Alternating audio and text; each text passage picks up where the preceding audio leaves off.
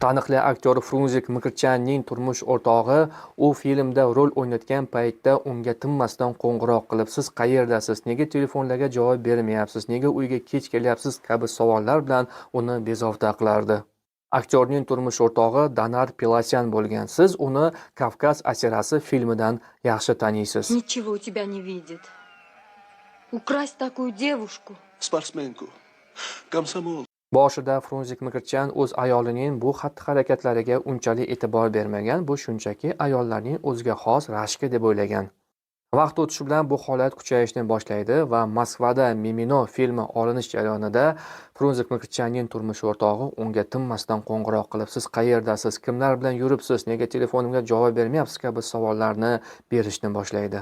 Tabiiyki, aktyorning turmush o'rtog'i tomonidan tinmasdan takror va takror beriladigan savollari g'azabini keltirib chiqaradi. Frunzikning turmush o'rtog'i Danar Pelasyan u o'ynayotgan har bitta filmga kelishni boshlaydi va har xil savollarni berib janjal ko'tarishni boshlaydi.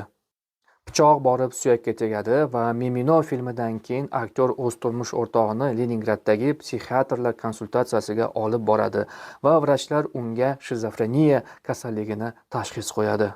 Ma'lumot uchun, shizofreniya bu ruhiy kasallik. Unda odamning fikrlashi, his-tuyg'usi va atrofdagi voqelikni qabul qilishi buziladi. Odam yo'q narsani ko'rishi, eshitishi mumkin va hamma unga qarshi deb o'ylaydi va uning gaplarini va xulqini tushunib bo'lmaydi. Va eng qo'rqinchlisi, bu kasallik alomatlari Frunzikning o'g'li Vazginda ham aniqlangan. Ma'lum bo'lishicha, Frunzikning turmush o'rtog'i Danarning avlodida ushbu kasallikdan kasallanganlar bo'lgan, ammo aktyordan buni yashirishgan. Aktyor o'z oilasini juda qattiq yaxshi ko'radi va shu sabab filmda rol o'ynamay qo'yadi va hamma vaqtini o'z oilasiga bag'ishlaydi.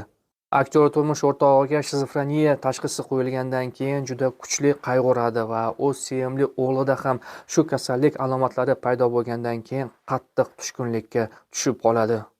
U so'nggi umid sifatida turmush o'rtog'ini va o'g'lini fransuz mutaxassislariga, ya'ni Parijga olib borib ko'rsatadi.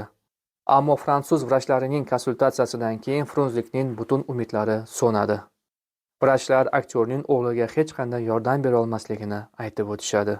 Buni eshitib Fransiyadan qaytib kelgan Frunzik Mkirtchan 3 haftadan keyin vafot etadi. Uning o'g'li kasalxonada qoladi va 31 yoshda vafot etadi. Aktyorning qizi Buenos Airesga, ya'ni Argentinaga uchib ketadi va u yerda 39 yoshda og'ir yurak xastaligi, ya'ni yurak parogi tufayli vafot etadi.